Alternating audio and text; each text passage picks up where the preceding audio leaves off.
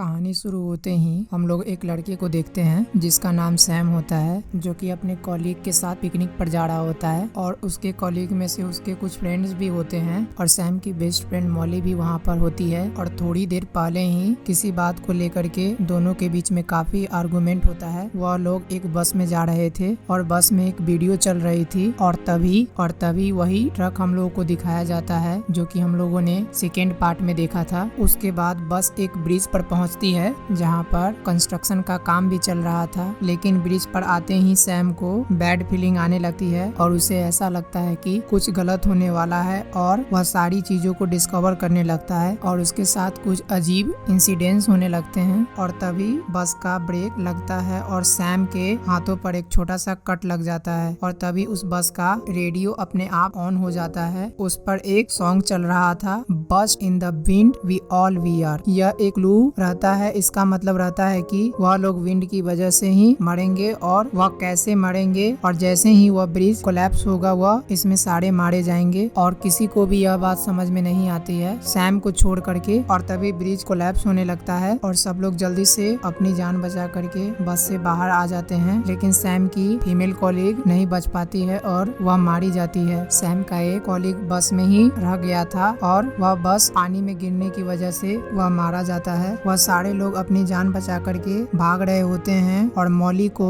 Sam दूसरी तरफ पहुंचाने में कामयाब हो जाता है। और तभी सैम की दूसरी कलीग को हेल्प की जरूरत होती है और उसको बचाने के लिए जाता है, लेकिन उस फीमेल कलीग को सनग्लासेस के बिना कुछ नहीं दिख रहा होता है। सैम उसकी जान बचाने की कोशिश करता है लेकिन वह पानी में गिर जाती है, लेकिन पानी में गिरने के बाद भी वह जिंदा रहती है। और तभी एक कार उसकी तरफ गिरने लगता है जिससे वह तुरंत मारी जाती है। और दूसरी तरफ उनका बॉस अपनी जान बचाने के लिए भाग रहा होता है और तभी एक उनके बगल वाला लड़का बुरी तरह से मारा जाता है और बॉस भी उस ब्रिज से लटक जाता है। तभी उसके ऊपर खौलता हुआ कॉल टार गिर जाता है और वह बुरी तरीके से जल करके मारा जाता है और देखते ही देखते वह पूरा आधा ब्रिज गिरने लगता है। तभी सैम और पीटर एक लोहे के रेलिंग पर लटके हुए रहते हैं और ऊपर चढ़ने की कोशिश कर रहे थे। तभी एक ट्रक ब्रिज के बिल्कुल कॉर्नर पर आ जाता है और उसमें से बहुत सारे सरिया निकल करके पीटर के आर पार चला जाता है, जिसकी वजह से वह मारा जाता है। उसमें सैम तो बच जाता है, लेकिन थोड़ी ही देर बाद जिस पर सरिया रखा हुआ रहता है वह सैम के ऊपर गिरने लगता है, जिसकी वजह से वह वहीं पर बुरी तरीके से मारा जाता है। तभी सैम की आंख खुलती है और सैम शॉक्ड हो जाता है और वह काफी डरा हुआ होता है, आखिर उसने क्या देख लिया। तभी बस का ब्रेक लगता है और उसके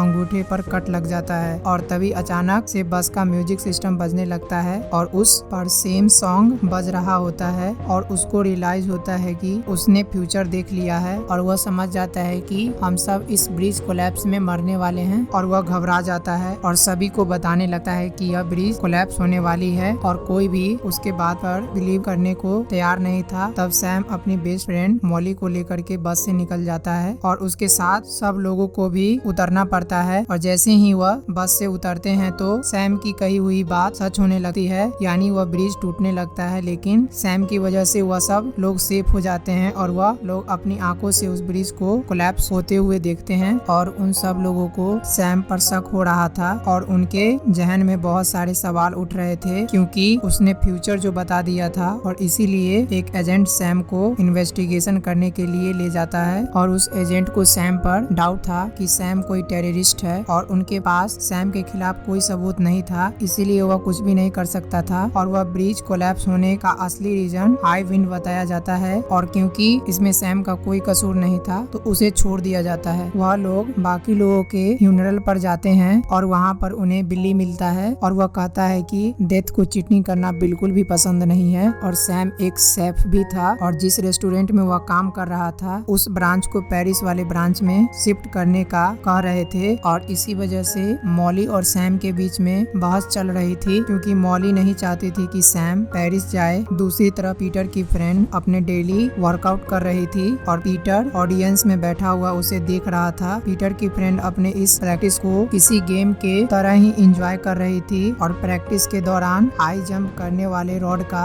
स्क्रू ढीला होने की वजह से जैसे ही वह हाई जंपिंग करती है और वह बुरी तरीके से नीचे गिरती है, जिसकी वजह से उसके जॉइंट का स्पाइनल कॉर्ड बहुत ही भयानक तरीके से टूट जाता है और बेचारी बुरी तरीके से मारी जाती है। और पीटर के आंखों के सामने हो रहा था यह सब, जिसकी वजह से पीटर शॉक्ड हो जाता है। अगले दिन वह सब ऑफिस में होते हैं, लेकिन अपने कॉलीग के डेथ की वजह से वह काम नहीं कर रहे थे। पीटर जो कि अपने ऑफिस में होता है और काफी अपसेट होता है अपनी फ्रेंड के डेथ की वजह से। वह सब लोग ड्रिंक कर रहे थे, लेकिन उनका एक कॉलीग वहाँ पर नहीं होता। उसे एक मसाज क्लब यानी कि उसे एक स्पा का टिकट मिलता है और फौरन वह चुपके से वहाँ के लिए निकल जाता है। और एक फीमेल कॉलीग को भी डॉक्टर के पास जाना था और वह भी वहाँ से जाने लगती है। और वह जब वहाँ से जा रही थी तब उससे एक पिक्चर गिर जाती है और उस पिक्चर का कांच गिरने की वजह से टूट जाता है। पीटर खुद को रिलैक्स करने की कोशिश कर रहा था, लेकिन वह अपने फ्रेंड की डेथ को नहीं भुला पा रहा था और वह अचानक से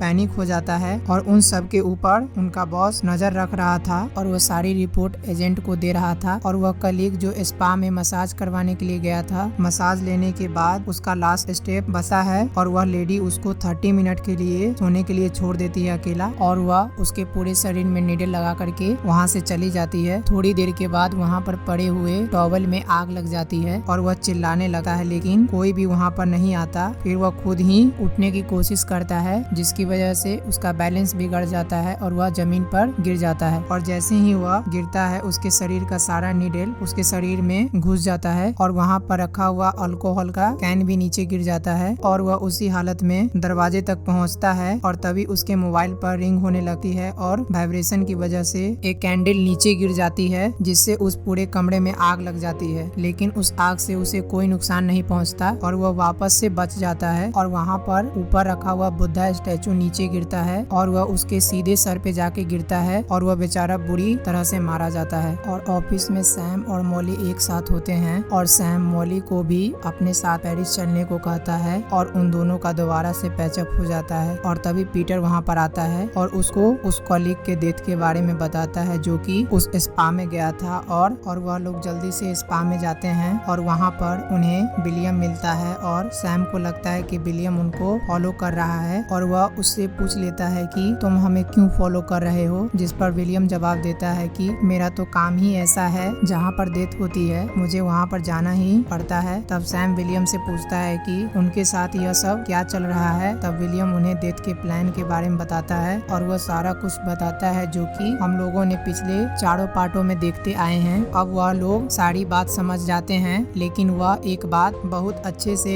एक्स्ट्रा समझ गए थे और ये बात यह थी कि अगर वह किसी और को अपनी जगह मार डाले तो उस जगह पर वह मर जाएगा, यानी डेथ की लिस्ट में अब वह पर्सन चला जाएगा जिसे मरने वाले की लाइफ उन्हें मिल जाएगी और उनकी जो कि ऑलरेडी खत्म हो गई है और वह उसके पास चली जाएगी जो मर गया है। लेकिन खुद को सेव करने के लिए दूसरों की जान को सेक्रीफाइस करना कोई अच्छी बात नहीं है। सैम उन्हें बताता है कि हम सब लोग मारे जाएंगे, लेकिन मॉली नहीं मरेगी क्योंकि वह ब्रिज कोलैप्स में बच गई थी। यह सुन करके पीटर के तेवर बदल जाते हैं और वह कहता है कि ऐसा क्यों होगा कि उसके सारे फ्रेंड्स मारे जाएंगे और मॉली नहीं मरेगी। ऐसा कह करके पीटर वहाँ से चला जाता है। अब उन सबको डेथ के पैटर्न के बारे में पता चल गया था और जिसे नहीं पता था, और वह उनकी वही फीमेल कॉलीग डॉक्टर के पास गई थी और वह लोग उसके पास यह बताने के लिए जाते हैं और उनकी वह कॉलीग अपनी आंखों का लेजर ट्रीटमेंट करवा रही थी क्योंकि उसे ठीक से नजर नहीं आ रहा था। डॉक्टर ने सब कुछ सेटअप किया था। अब क्योंकि वह लड़की काफी पैनिक थी, इसकी वजह से उसने टेडी बियर अपने हाथ में लिया हुआ था और उसे बहुत जोरों से प्रेस कर रही थी और उस टेडी बियर की एक आंख निकल के फर्श पर गिर जाती है। डॉक्टर उसका ट्रीटमेंट करने के लिए उसकी फाइल लेता है, तब उसे रियलाइज होता है कि उसके पास जो फाइल है वह गलत है और वह उसे ऐसे ही सेट करके उस फाइल को लेने के लिए चला जाता है। और डॉक्टर के वहाँ से जाने के बाद उस मशीन में शॉर्ट सर्किट होने लगता है, जिसकी वजह से उस लेजर की पावर बढ़ने लगती है और वह आहिस्ता आहिस्ता बढ़ती ही जाती थी और उसके साथ साथ उस लड़की की घबराहट भी बढ़ रही थी और उस लेजर को उसके रिमोट से बंद करने की कोशिश करती है, लेकिन वह रिमोट हाथ लगने की वजह से नीचे गिर जाता है और उसका बटन प्रेस हो जाता है, जिससे लेजर अपना काम करने लगता है और उस लड़की की एक आंख को जला देता है। एक आंख के बाद जब दूसरे पर जाने लगता है तब ओलिविया अपना हाथ आगे करके अपने दूसरे आंख को सेव कर लेती है, लेकिन इससे पहले पूरी तरह जला दे वह जल्दी से उस मशीन पर से हट जाती है। और इतनी ही देर में ओलिविया की चीख सुन करके उस कमरे में उसके सारे दोस्त आ जाते हैं, लेकिन उनके आगे बढ़ने से पहले ही उसकी पैर एक टेडी के आंख पर पड़ जाती है और वह विंडो का कांच तोड़ करके नीचे जा गिरती है और वह एक कार पर गिरती है, जिसकी वजह से उसकी मौत हो जाती है और उसका एक आंख भी निकल आता है जो कि काफी दर्दनाक था। तब फिर से वहाँ पर एजेंट आ जाता है और वह सैम से क्वेश्चन करने लगता है। तब सैम उसे डेथ की सारी बात बता देता है, जिस पर जाहिर है कि कोई भी विश्वास नहीं करेगा। और उस लड़की के डेथ के बाद जिसकी बारी थी वह था नेथन, और वह अपने काम पर होता है और वहाँ पर एक दूसरे वर्कर से उसका झगड़ा हो जाता है। नेथन को पता चलता है कि उसके ऊपर एक हुक गिरेगा जिसकी वजह से वह मारा जाएगा, और यहाँ पर उसके जहन में डेथ को चीट करने वाला आइडिया आता है और वह उस वर्कर को उसके नीचे धक्का दे देता है, जिसकी वजह से वह वर्कर मारा जाता है। और किसी को शक भी नहीं होता,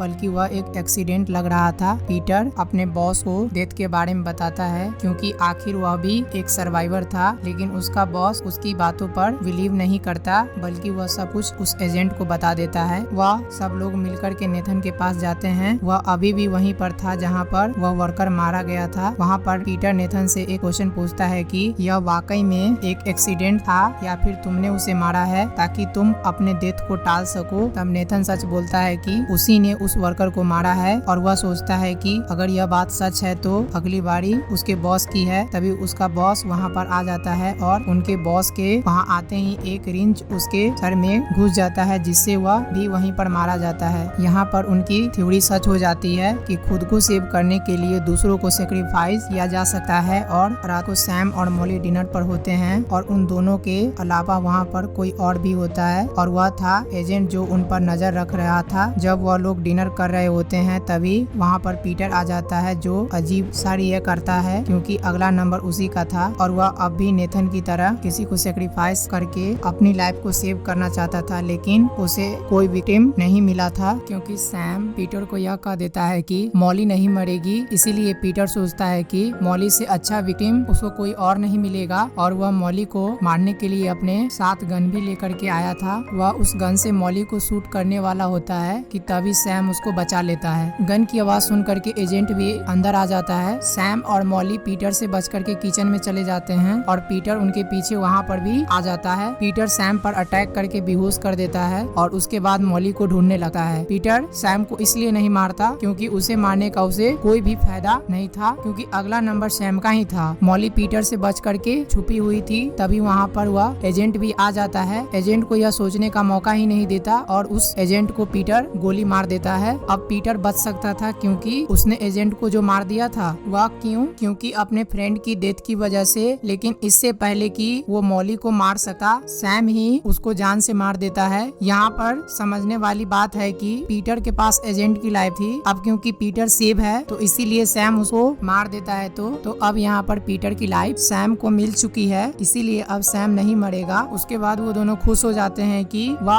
अब अपनी लाइफ पेरिस में आराम से बिता सकते हैं। इस घटना के 2 हफ्ते बाद सैम और मॉली पेरिस की फ्लाइट में बैठने जाते हैं। तभी सैम नोटिस करता है कि प्लेन में 2 बॉयज प्लेन में आपस में लड़ रहे हैं, और वह कोई और नहीं बल्कि एलेक्स और कार्टर थे। यहाँ पर हमें पता चलता है कि यह कहानी पार्ट 1 से पहले की है। बाद में प्लेन टेक ऑफ कर लेता है और प्लेन में सैम म्यूजिक सुन रहा था, और तभी अचानक से वही सॉन्ग प्ले हो जाता है जो कि ब्रिज कोलैप्स के वक्त भी बजा था, यानी dust in the wind we all we are. और तभी अचानक सीट पर हाथ लगने से सैम के उंगली में कट लग जाता है और सैम बहुत बुरी तरह से घबरा जाता है। सैम को पता चल चुका था कि अब वह मरने वाले हैं, कुछ भी हो जाए अब वह इस बार नहीं बच पाएंगे, मेरा डेथ फाइनल है। और वह यह सब सोच ही रहा होता है कि तभी प्लेन का इंजन फेल हो जाता है और वह दोनों उसी में मारे जाते हैं। और यहाँ पर सवाल ये उठता है कि उस वर्कर को मार के बाद में नेथन अगर बच सकता है तो सैम क्यों नहीं, क्योंकि उसने भी तो पीटर को मारा था जिसके पास किसी और की लाइफ थी। लेकिन हकीकत यह है कि उस एजेंट की लाइफ बस इतनी ही थी, इसीलिए सैम भी मारा गया। उसके बाद हमें नेथन को दिखाया जाता है जो कि उस वर्कर को याद कर रहा था, उसने जिसे मारा था। वहाँ पर एक एम्प्लॉय नेथन को बताता है कि उस वर्कर को ब्रेन ट्यूमर था, यह ऐसे नहीं मरता तो ब्रेन ट्यूमर की वजह से मारा जाता। यह एक न एक दिन होना ही था क्योंकि उसके पास जीने के लिए बहुत थोड़े ही दिन थे। तभी नेथन यह सोच ही रहा होता है कि तभी फ्लाइट 180 का क्रैश लैंडिंग उसी बार में हो जाता है और डेथ के मास्टर प्लान के साथ यह मूवी और यह सीरीज यहीं पर खत्म होती है।